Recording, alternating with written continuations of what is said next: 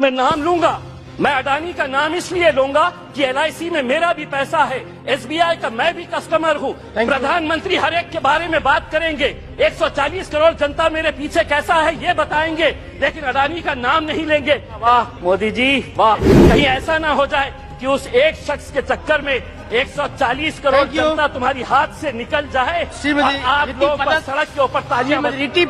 हम तो फूल थे, तुमने हमें कांटा बना दिया और अब इसी कांटे से कहते हो कि चुभना छोड़ दे। नहीं छोड़ेंगे, हम लड़ेंगे, क्योंकि इस मुल्क के ऊपर जितना आपका इख्तियार है उतना इम्तियाज जलील का भी इख्तियार है। अगर आप हमारे साथ नाइंसाफी करेंगे तो हम खामोश नहीं बैठेंगे, हम लड़ेंगे। पता है कि आज फाइनेंस मिनिस्टर हमको इस बात का जवाब दे कि कैसा 38%, कौन सी ऐसी मिनिस्ट्री है जिसके अंदर 38% का बजट कम कर दिया गया है।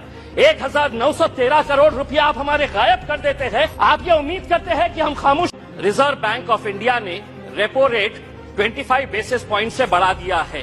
पिछले 4 मई 2022 को 4.40 हमारा रेपो रेट था। 8 महीने के अंदर 6 मरतबा रेपो रेट बढ़ाया गया है और अब ये रेपो रेट हो गया है 6.50। अब हो सकता है इनमें से कोई खड़े रहेगा और कहेगा कि RBI है, इसका हमारे से क्या लेना देना, बजट से क्या लेना देना। तो सुनिए गौर से, RBI जब रेपो रेट बढ़ाता है तो किसी ने 20 साल के लिए होम लोन लिया है, यानी कि 240 महीने के लिए लोन लिया है और रेपो रेट 2.25% से बढ़ गया है, तो 120 से 160 महीने का एडिशनल EMI उसको भरना पड़ता है। किसी ने 25 साल के लिए यानी कि 300 महीने के लिए लोन लिया है और अगर 2.25% से रेपो रेट बढ़ गया है तो उसे 199 महीने एडिशनल EMI देना पड़ता है।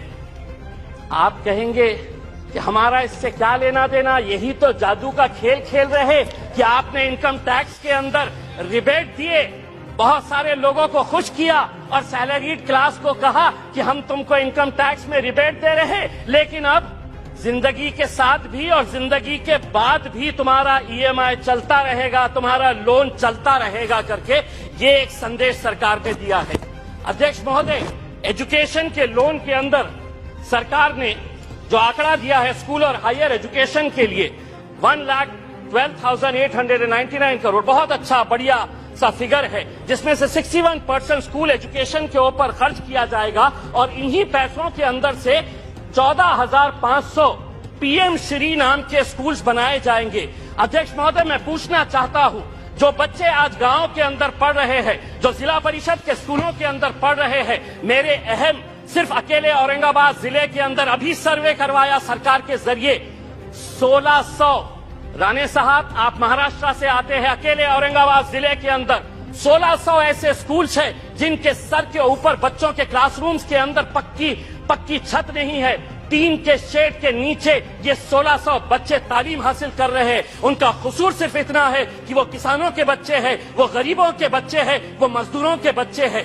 आप बनाइए नए स्कूल्स, लेकिन आपके पास 1 साल बचा हुआ है, यह अहद करिएगा, प्रधानमंत्री जी को कहिएगा कि PM श्री नहीं, उन पूरे स्कूल को हम PM महाश्री नाम देंगे। अगर 1 साल के अंदर ये 1600 औरंगाबाद जिले के स्कूल्स को अगर आप बदलते हैं तो हम भी कहेंगे।